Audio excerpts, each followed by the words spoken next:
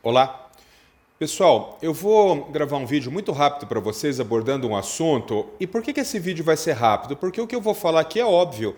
Ele é muito óbvio, todo mundo aqui já sabe, mas possivelmente vocês ainda não ligaram o nome à pessoa, vocês não perceberam ainda essa relação, mas é muito simples o que eu vou ensinar aqui para vocês nesse momento. Quem aqui tem filho com algum transtorno do neurodesenvolvimento, e aí eu estou falando de tudo, eu estou falando de transtorno do espectro do autismo, eu estou falando de transtorno de desenvolvimento intelectual, eu estou falando de qualquer condição sindrômica que provoque distúrbios graves de aprendizagem ou de socialização e comportamento. Eu estou falando desse grupo enorme de crianças que divergem daquilo que é considerado típico na sociedade atual. Muito bem, quem tem esses filhos, muito provavelmente, porque isso é muito frequente, já deve ter recebido a seguinte queixa da escola: olha, seu filho é muito agitado, seu filho ele tem dificuldade de conviver com os amigos, seu filho fala demais, seu filho não quer ficar dentro da sala de aula, seu filho se recusa a redigir, seu filho se recusa a ler. Veja, aí, o que nós como médicos recebemos de solicitação? Nós recebemos a seguinte solicitação: vamos medicar essa criança? Porque, como ele se recusa a fazer, ele tem um problema de comportamento, vamos medicá-lo. Porque daí, como que por mágica isso vai desaparecer? E ele que não queria copiar, começa a copiar. Ele que não queria se socializar, começa a se socializar. Ele que era bravo com os amigos, ele fica tranquilo e agora ele quer começar a estudar. Muito bem.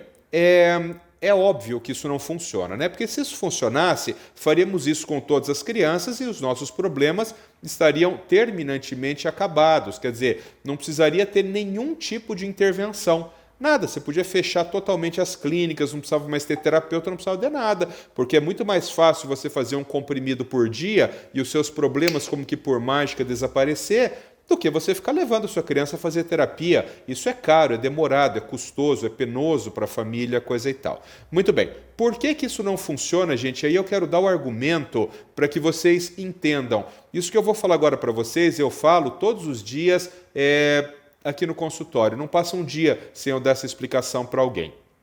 Eu vou fazer de uma forma muito simplista, é claro que isso é complexo, mas eu vou fazer de uma forma muito simplista para que vocês consigam compreender. Perceba assim, vamos dividir os comportamentos humanos, se isso fosse possível, em dois grandes grupos. Vamos dividir um grupo aqui, que são os comportamentos involuntários. E vamos pegar um outro grupo aqui, que são os comportamentos voluntários. O que é um comportamento, por exemplo, involuntário? Uma crise convulsiva. A pessoa não quer ter uma crise convulsiva, ela simplesmente tem uma crise convulsiva. Bom, para esse comportamento que não é voluntário, eu faço um remédio, o remédio desaparece com esse comportamento, tá certo? Um tique motor. Ele não é um comportamento voluntário, existe um transtorno por trás disso aqui. Eu faço lá um medicamento para tique e melhora muito, pode até desaparecer esse tique. Vocês estão entendendo, pessoal, que esses comportamentos que são voluntários, eles são mais passíveis de intervenção medicamentosa. Os comportamentos involuntários, eles são mais passíveis de intervenção medicamentosa. Agora, vamos pensar num outro comportamento aqui, que perceba que não importa se ele é bom ou ruim, eu estou dizendo que ele é voluntário. Vamos pensar num comportamento voluntário. Roubar um banco. Roubar um banco, você acha que ele é voluntário ou involuntário? Ele é voluntário. O sujeito vai lá e quer roubar o banco, tá certo? Você acha que se eu pegar esse sujeito que é ladrão de banco e der risperidona para ele, você acha que o comportamento desaparece? Ele fica bonzinho, aí no dia seguinte ele entende que é errado roubar e ele começa a frequentar a igreja, porque eu mediquei. Isso não muda nada. Por quê? Porque o comportamento ele é voluntário. Imagina um sujeito que voluntariamente ele não quer ficar dentro de uma sala de aula porque há problemas ali. Eu vou dar um exemplo. Problemas, por exemplo, sensoriais. Então, existe um nível de ruído excessivo, esse sujeito tem fonofobia, ele não consegue ficar dentro dessa sala de aula. Ou ele está sentado ali tentando assistir aula, mas aquilo que o professor está falando lá na frente é totalmente distante dele. Ou seja, ele não está entendendo absolutamente nada. Por quê? Porque não foi feita uma adaptação curricular, porque ele não tem um tutor, enfim, ele não está entendendo. Voluntariamente, ele quer sair da sala de aula, tá certo?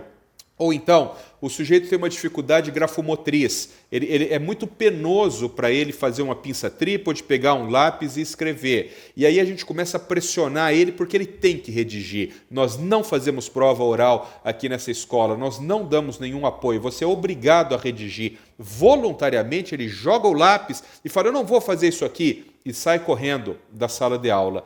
Vocês estão entendendo, pessoal, que esses comportamentos, eles são voluntários. O indivíduo faz aquilo porque ele quer fazer aquilo. Não existe uma mola motriz que faça ele fazer aquilo, como, por exemplo, numa convulsão, ou num tique motor, ou alguma coisa assim. Nesse caso, a medicação tem muito pouco impacto. Muito pouco impacto. Daí você vai dizer assim, puxa, Paulo, mas eu ainda não estou entendendo. Eu vou dar um exemplo mais simples para você. O sujeito ele tem um comportamento depressivo, ele é deprimido, ele tem transtorno depressivo. Ele voluntariamente quer ser depressivo? Não, ele quer ser alegre, ele quer ser feliz, ele não quer ser depressivo, mas ele tem depressão. Vamos dar remédio. Dá um remédio aqui, pô, a chance disso aqui melhorar é enorme. Então, gente, comecem a pensar dessa forma. Se o comportamento que você tem, ele é involuntário, ou seja, há um transtorno que gera aquele comportamento de forma primária, a resposta para a medicação é muito boa. Quando você tem um comportamento que não há um transtorno específico que provoque aquilo, mas sim há uma contingência ambiental que provoca aquilo, a resposta medicamentosa é muito ruim.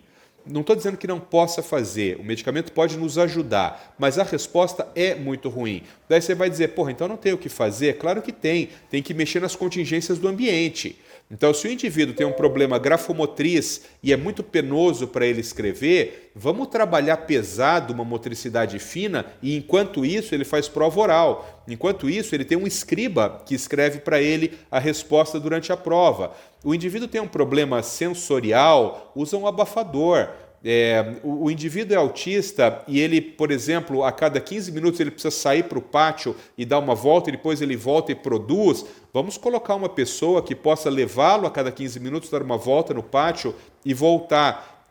Isso é muito importante, gente, porque as pessoas partem do princípio que as medicações vão nos ajudar a mudar o comportamento dos indivíduos. Infelizmente, isso não acontece dessa forma. Não acontece dessa forma. Então, eu estou falando isso para vocês porque ontem a mãe de um paciente, uma mãe super querida, uma criança que eu acompanho desde que nasceu, me escreveu dizendo assim, Dr. Paulo, meu filho ele tira a roupa dentro da sala de aula. O que nós vamos fazer com a medicação? Nada. Nós não vamos fazer nada com a medicação, porque tirar a roupa dentro da sala de aula não é passível de se utilizar um medicamento que resolva isso. Por quê? Porque é voluntário.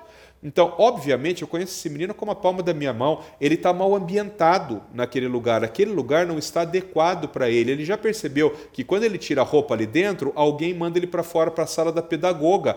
Ele vai ficar tirando a roupa o dia inteiro.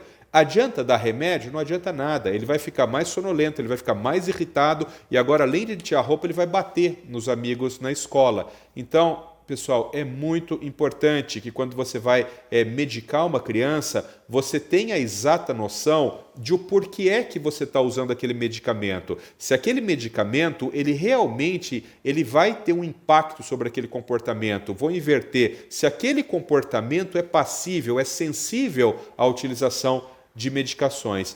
Isso é absolutamente fundamental. Para quê? Para que você não supermedique pessoas que nunca precisariam usar remédio e, pelo outro lado, para que você não deixe de utilizar medicamentos para crianças que verdadeiramente poderiam se beneficiar de tratamento farmacológico. Um abraço, fiquem com Deus.